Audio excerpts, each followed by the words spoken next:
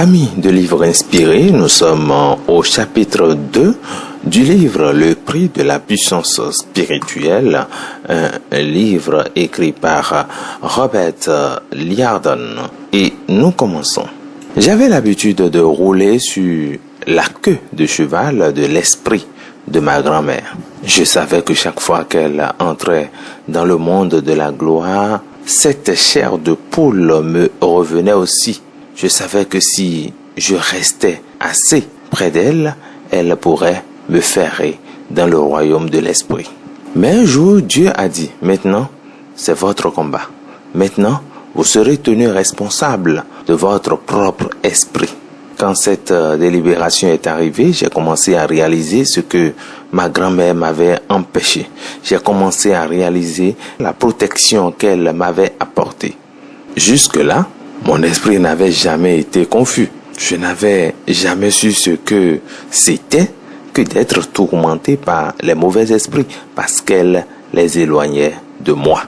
Je me souviens de l'époque où je rentrais de l'école quand j'étais jeune et grand-mère m'arrêtait brusquement et prierait pour moi avant que je ne mette à peine le nez dans la porte d'entrée.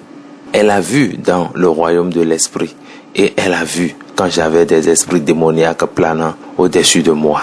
Merci mon Dieu pour ma grand-mère. Quand j'étais seul, j'ai dû apprendre à prier pour moi-même et à entrer dans le domaine de l'esprit pour moi-même. J'ai commencé à me rendre compte qu'aucune personne ou ministère ne réussirait jamais à cause d'une grande éducation, d'un succès financier ou de relations établies par l'homme. Ces choses n'inciteront pas l'onction de Dieu à tomber sur vous parce que le Saint-Esprit fera tomber l'onction comme il le veut, jamais comme l'homme le veut. Le Saint-Esprit ne prend jamais les instructions de l'homme. L'onction de Dieu vient sur des vases cédés, des vases qui sont totalement soumis et abandonnés à l'Esprit de Dieu. J'ai dû apprendre à céder au Saint-Esprit, comme je l'ai fait. L'onction sur moi est devenue plus forte. J'ai appris que céder au Saint-Esprit et vivre dans le domaine de l'Esprit sont progressifs. En mûrissant en Christ, nous sommes capables de céder plus pleinement au Saint-Esprit et de vivre dans ce royaume. La seule façon de rester dans le royaume de l'Esprit est de passer du temps seul avec Dieu. Au cours de la première année que j'ai parcouru le sol de ma chambre en priant et en pleurant devant Dieu, je regardais par la fenêtre et je voyais mes amis jouer au baseball. Ma chère disait, tu n'accomplis rien, va jouer au baseball avec tes amis. Vous n'avez même pas la chair de poule, Robert. C'est le genre d'encouragement que j'ai reçu de mon esprit. La vérité est que je n'ai pas reçu une seule chair de poule pour plus d'1 an. Je n'ai rien senti. Il n'y a eu absolument aucune réponse du ciel pendant plus d'1 an. Si la plupart des gens n'entendent pas du ciel dans les 5 minutes, ils sont prêts à abandonner, à cesser de prier et à confesser, espérant que cela produira des résultats immédiats. Mes amis, la confession ne fonctionnera pas non plus, à moins qu'elle ne soit imposée par la prière. Vous pouvez confesser jusqu'à ce que vous soyez bleu dans le visage, mais à moins que votre vie de prière ne soit à la hauteur, votre confession ne servira à rien. Je savais cependant que si je persistais avec Dieu, il finirait par apparaître.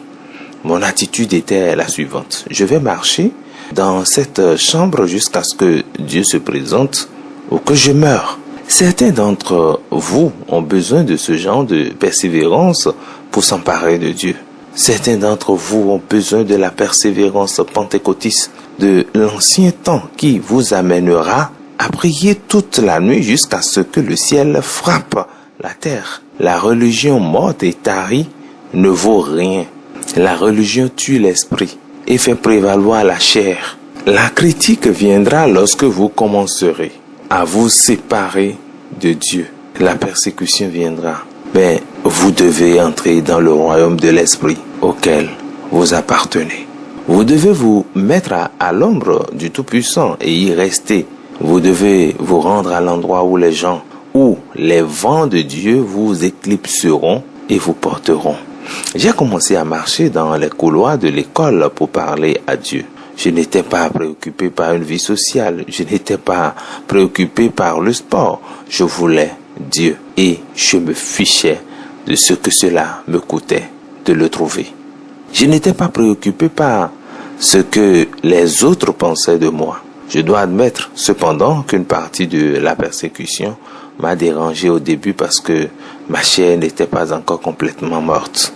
J'ai appris à ne pas me plier aux opinions des autres, mais à aller avec Dieu. Sa justice prévaudra et il vous élèvera toujours. Certaines personnes ont des ennuis parce qu'elles recherchent des sentiments ou parce qu'elles recherchent l'approbation des hommes. Vous ne pouvez pas vous fier aux sentiments ou à l'approbation des hommes. Ce dont vous avez besoin, c'est de la confiance, une connaissance spirituelle, une connaissance surnaturelle, que vous faites quelque chose qui en vaut la peine. Parfois, je priais toute la nuit.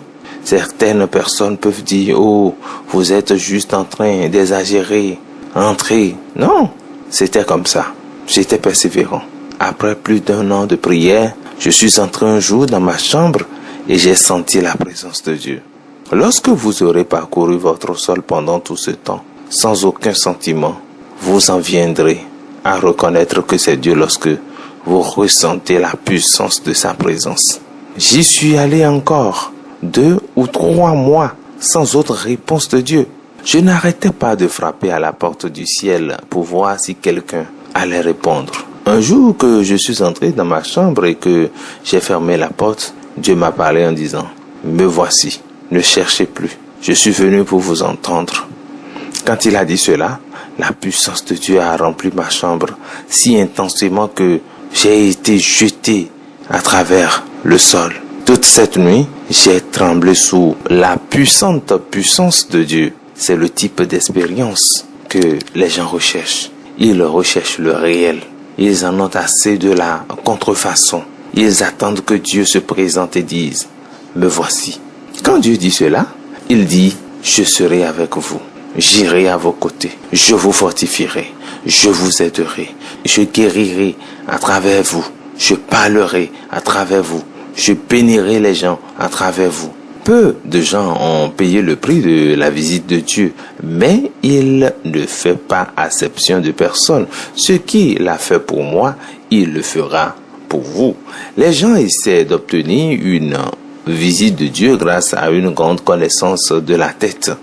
Ils essaient d'atteindre Dieu par l'argent ou la popularité, mais Dieu n'est influencé par aucune de ces choses. Il recherche simplement des vaisseaux ordinaires et cédés.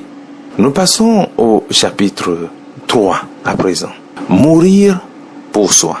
Quand Dieu est venu dans ma chambre, nous avons commencé à marcher et à parler en amis. Je suis devenu l'étudiant. Il est devenu mon professeur.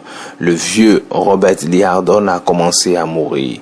Il a commencé à enlever les désirs de ma chair, les objectifs que j'avais fixés pour ma vie. J'étais destiné à l'université, j'étais destiné au sport, j'étais destiné à d'autres choses que j'avais en tête. Cependant, alors que je commençais à me céder en tant que vaisseau à Dieu, il a lentement tendu la main et a sorti Robert. De nombreuses nuits, il me semblait qu'il m'ouvrait toute grande. Il n'a jamais utilisé d'analgésique non plus. Il a juste tendu la main et attrapé quelque chose que j'aimais profondément dans la chair ou quelque chose que je voulais faire dans le naturel. Alors que ma chair commençait à mourir, j'avais l'impression de mourir de 1000 morts. J'étais cloué sur ma propre croix. Je m'étais soumis à ma propre croix. Mais maintenant, Dieu opérait sur moi. Il prenait de moi des choses qui n'étaient pas de lui. Et il a fallu un certain temps pour que toutes ces choses soient retirées de moi. Un jour, Dieu m'a amené dans ce que j'appelle un cimetière spirituel. Toute personne qui veut faire des affaires avec Dieu doit visiter cet endroit, qui est un cimetière où la chair est enterrée. J'ai vu un cercueil entouré de plusieurs anges. En m'approchant, j'ai regardé à l'intérieur et là, gisait Robert Liardon. En me voyant dans ce cercueil, j'ai commencé à pleurer. Là, gisait ma femme, mes enfants, mon université, ma carrière de basketball, tout ce que j'avais toujours voulu ou planifié pour ma vie. Et j'étais le seul à avoir le pouvoir de fermer le cercueil. Jusqu'à ce jour, je n'avais pas su ce que signifie vraiment se voir mourir. Je n'avais pas compris la réalité de voir se battre pour survivre. Je n'avais jamais réalisé à quel point le moi était puissant. Je ne savais pas alors que la vie la plus excitante et la plus belle possible ne pouvait pas commencer avant la mort de soi. Après avoir fermé le couvercle de mon cercueil ce jour-là, j'ai été enterré. Puis j'ai écrit sur ma pierre tombale: ici gisent les restes de Kenneth Roberts Liardon. En quittant le cimetière, j'étais triste. C'est tout un travail d'enterrer soi-même, d'enterrer ses propres désirs. Je crois que c'est la chose la plus difficile que les chrétiens doivent faire sur terre, surpasser les autres expériences spirituelles. Quand je suis sorti du cimetière ce jour-là, j'étais mort. C'était tout ce que j'ai connu. Plus tard, je suis retourné pleurer ma mort et un énorme ange s'est tenu devant le cimetière et a dit: ceux qui pleurent la mort de soi en ce lieu ne pourront jamais être utilisés pour la gloire de Dieu. Une fois que le moi meurt et est enterré, laissez-le là. Ne pleure pas ta mort. Le deuil de ma mort fera revivre le moi et il vous sera plus difficile de mourir pour vous-même la deuxième fois. La mort complète de son moi naturel, les désirs, les pensées, les comportements charnels, ne mènera pas à la renaissance de soi, mais à la résurrection par le Saint-Esprit d'une âme contrôlée par l'Esprit. Alors commencez à vivre pour Dieu. Ensuite, vous pouvez commencer à vivre pour le monde des esprits. Ne retournez jamais à la chair, au royaume de soi. Vous devez vous crucifier pour vivre. Le premier pas dans le royaume du Saint-Esprit, je crois, est de mourir à vous-même. Tant que vous ne le faites pas, Dieu ne pourra jamais vous utiliser de la manière qu'il désire. Vous ne pouvez pas mourir partiellement à vous-même et devenir partiellement vivant pour Dieu. Vous devez venir à l'endroit où vous pouvez dire, avec l'apôtre Paul: je suis crucifié avec le Christ, néanmoins je vis. Pas moi, mais Christ vit en moi. Et la vie que je vis maintenant dans la chair, je la vis par la foi du Fils de Dieu, qui m'a aimé et qui s'est donné pour moi. Galates 2, 20. Nous ne sommes pas débiteurs de la chair, nous sommes débiteurs de l'esprit. Ainsi donc, frères, nous sommes débiteurs, mais pas envers la chair. Nous ne sommes pas obligés de notre nature charnelle de vivre une vie régie par les normes établies, par les préceptes de la chair. Romains 8, 12. Ce n'est pas la chair qui a causé la nouvelle naissance. Ce n'est pas la chair qui a amené Christ sur terre. C'est l'Esprit de Dieu qui a amené Christ sur terre. C'est l'Esprit de Dieu qui l'a ressuscité des morts. Ce même Saint-Esprit vit en vous. Cédez-vous à lui. Mais beaucoup de croyants se livrent à la chair et ensuite ils demandent pourquoi mes paroles sont-elles impuissantes quand je me tiens pour prêcher. Pourquoi rien ne se passe-t-il lorsque je témoigne aux gens du royaume de Dieu? Pourquoi? Quand je dis aux gens la nécessité de mourir à eux-mêmes et de se livrer au Saint-Esprit, ils rient, se moquent, critiquent et persécutent. Ils ne semblent pas vouloir la vérité qui les libérera. Mes amis, si la gloire de Dieu entrait dans certaines églises et maisons, sa présence causerait la mort physique de certaines personnes, parce que la présence de Dieu ne se mélangera pas avec la présence du péché. Sa présence provoque une réaction, une explosion appelée jugement et mort. Savez-vous ce qui est arrivé à Ananias et Saphira dans le livre des Actes? Ce n'est pas la présence des apôtres qui les a fait mourir lorsqu'ils ont péché. Non, ils sont morts instantanément lorsqu'ils ont menti en présence du Saint-Esprit. Ils ont commis le péché en présence de la gloire de Dieu. Le péché et la gloire de Dieu ne se mélangent tout simplement pas. Le péché et la gloire de Dieu ne se mélangeront jamais. Ananias et Saphira se sont suicidés spirituellement. Si la gloire de Dieu venait sur la manière dont certains chrétiens prient pour elle, beaucoup mourraient. Dieu n'est pas un tueur, mais il s'attend à ce que nous vivions à la lumière de ce que nous savons. Vous ne mourrez pas, vous ne pouvez pas vivre. Tant que vous ne mourrez pas vous-même, vous ne pourrez pas vivre selon la justice. Car si vous vivez selon les préceptes de la chair, vous mourrez sûrement. Mais si, par la puissance du Saint-Esprit, vous mettez habituellement à mort, éteignant, endormissant les actions mauvaises provoquées par le corps, vous vivrez vraiment et sincèrement pour toujours. Romains 8, 13. Chaque personne est confrontée à la croix de mourir à soi. Beaucoup de gens ne veulent pas de ceux dont je parle.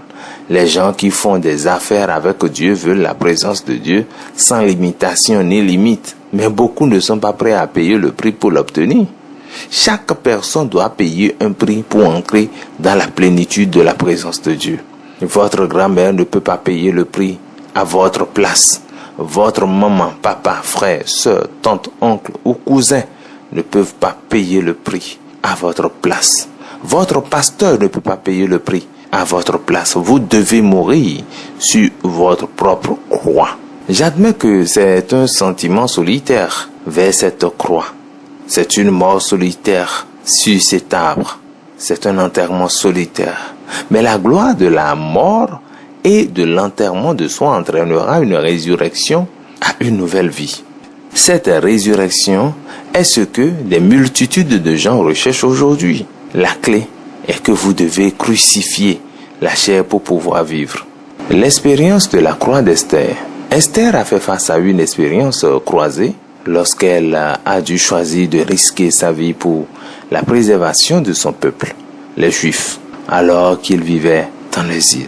Personne ne pouvait approcher le roi à moins que cette personne ne soit convoquée par lui. Esther a fait le choix de risquer sa vie et de rester dans l'écart pour son peuple. Si le roi ne lui tendait pas son sceptre d'or à son approche, la loi stipulait qu'elle devait mourir. Et Mardochée lui raconta tout ce qui lui était arrivé et la somme d'argent qu'Aman avait promis de verser au trésor du roi pour les Juifs, pour les détruire.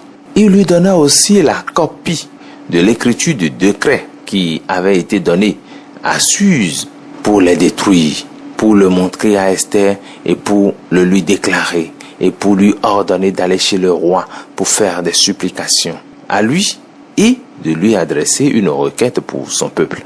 Et Attaque vint et raconta à Esther les paroles de Mardochée. Esther parla de nouveau à Attaque et lui donna un commandement à Mardochée. Et tous les serviteurs du roi et les habitants des provinces du roi savent que quiconque homme ou femme viendra vers le roi dans le parvis intérieur qui n'est pas appelé, il y a une loi à lui pour le faire mourir, sauf à ceux à qui le roi tendra le sceptre d'or afin qu'ils vivent. Mais je n'ai pas été appelé à entrer chez le roi ces 30 jours. Et ils racontèrent les paroles de Mardochée à Esther. Alors Mardochée ordonna à Esther de répondre. Ne pense pas avec toi-même que tu t'échapperas dans la maison du roi, plus que tous les Juifs. Car si vous maintenez entièrement votre paix en ce moment, alors l'élargissement et la délivrance s'élèveront pour les Juifs d'un autre endroit. Mais toi et la maison de ton père seront détruits. Et qui sait, si tu es venu dans le royaume pour un temps comme celui-ci. Puis Esther leur dit de rendre à Mardochée cette réponse. Allez, rassemblez tous les Juifs qui sont présents à Suse et jeûnez pour moi. Et ne mangez ni ne buvez 3 jours, nuit ou jour. Moi aussi et mes jeunes filles jeûnerez de même. Et ainsi j'entrerai chez le roi. Ce qui n'est pas selon la loi. Et si je péris pour faire une telle déclaration. Votre chair doit être crucifiée. Mardochée s'en alla et fit selon tout ce que Esther lui avait ordonné. Esther 4, 7 à 17. Esther obtint grâce aux yeux du roi en raison de sa volonté de mettre en danger sa propre vie, de mettre de côté sa chair et ce que le royaume naturel semblait lui dicter. Une grande victoire fut obtenue pour son peuple. Mourir à soi-même signifie obéir à Dieu à tout prix. Esther a fait ça. Votre chair est-elle suffisamment morte pour que vous risquiez votre vie pour sauver les autres? L'expérience de la croix de Daniel. Daniel est un bel exemple d'une personne qui ne s'est pas inclinée devant la chair ou devant ce que le royaume naturel lui dictait. Aucune faute n'a pu être trouvée chez Daniel. Il avait un excellent esprit. Daniel était l'un des 3 administrateurs du royaume du roi Darius dans l'ancienne Babylone. Ses ennemis à la cour savaient qu'il ne pourrait trouver aucune faute à Daniel à moins qu'il ne puisse créer une situation où il devrait désobéir à la loi de son Dieu ou à la loi du roi. Ils ont donc préparé un décret assigné par le roi Darius qui interdisait à quiconque de prier un homme ou un dieu pendant 30 jours. Les pétitions ne devaient être acheminées qu'au roi Darius. Le roi a signé le décret. Toute personne qui violerait le décret doit être jetée dans la fosse aux lions. Il devait être dévoré. En d'autres termes, tous les présidents du royaume, les gouverneurs et les princes, les conseillers, les capitaines se sont concertés pour établir un statut royal et pour prendre un décret ferme que quiconque demandera une pétition à un dieu ou à un homme ou à un homme pour 30 jours, sauf de toi, ô roi, il sera jeté dans la fosse aux lions. Maintenant, ô roi, établissez le décret et signez l'écrit, afin qu'il ne soit pas changé selon la loi des Mèdes et des Perses, qui ne change pas. C'est pourquoi le roi Darius a signé l'écriture et le décret.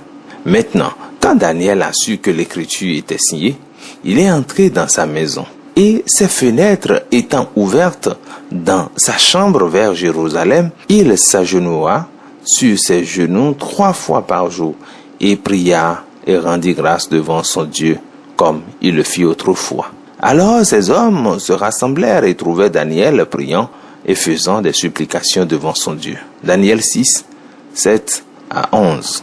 Le but du décret était de venir contre Daniel, un enfant de Dieu, mais Dieu faire un moyen d'échapper aux siens. Avant la délivrance, cependant, Daniel a dû faire le choix de ne pas répondre à sa chair. Il connaissait son Dieu le connaissait. Daniel savait que les lois de Dieu sont plus élevées que les lois de l'homme. Il savait qu'il ne pouvait pas faire de compromis et se plier au décret de l'homme lorsqu'il était contraire à la loi de Dieu. Daniel a pris sa position. Il fit face à sa croix. Il ne s'inclinerait pas. Daniel a été jeté dans la fosse aux lions. Mais comme il ne voulait pas s'incliner devant l'homme, il en est sorti indemne le lendemain. Daniel dit au roi, « Mon Dieu a envoyé son ange et a fermé la gueule des lions pour qu'il ne m'ait pas fait de mal. Car l'innocence a été trouvée en moi, et aussi devant toi, ô roi, je n'ai fait aucun mal. » Alors le roi fut extrêmement heureux pour lui, et leur ordonna de faire sortir Daniel de la fosse. Alors Daniel a été amené hors de la fosse, et aucune sorte de mal n'a été trouvée sur lui, parce qu'il croyait en son Dieu. Daniel 6, 22 à 23. Lorsque vous ne vous inclinez pas devant la chair, le royaume naturel ou les décrets de l'homme lorsqu'il viole les lois de Dieu, de grands progrès sont accomplis pour le royaume de Dieu et une grande gloire est donnée à Dieu. C'est ce qui s'est passé dans la situation de Daniel. Alors le roi Darius écrivit à tous les peuples, nations et langues qui habitent sur toute la terre, la paix vous soit multipliée. Je fais un décret que dans chaque domaine de mon royaume, les hommes tremblent et craignent devant le Dieu de Daniel, car il est le Dieu vivant et inébranlable pour toujours, et son royaume ne sera pas détruit, et sa domination sera même jusqu'à la fin. Daniel 6, 25, 26. En examinant la vie des prophètes de l'Ancien Testament et des personnages du Nouveau Testament, vous constaterez que ceux qui sont restés inébranlables ne compromettent pas les lois de Dieu et ne s'inclinant ni devant la chair ni devant les préceptes du royaume naturel, ont accompli de grandes réalisations pour le royaume de Dieu. Les hommes et les femmes ont toujours été confrontés à des défis en tant que héros lorsqu'ils ont refusé de désobéir à Dieu, même au risque de perdre la vie. Êtes-vous prêt à payer ce genre de prix pour servir Dieu? Sinon, votre chair doit mourir un peu plus. Vous voyez, la puissance de résurrection de Dieu ne coulera pas dans votre vie jusqu'à ce qu'il y ait une mort à soi-même. Et c'est la fin de ce chapitre 3. Nous venons donc de lire le chapitre 2 et le chapitre 3. Merci de nous avoir suivis. La prochaine fois, nous allons lire le dernier chapitre, Vivre au royaume de l'Esprit. Merci de nous avoir suivis.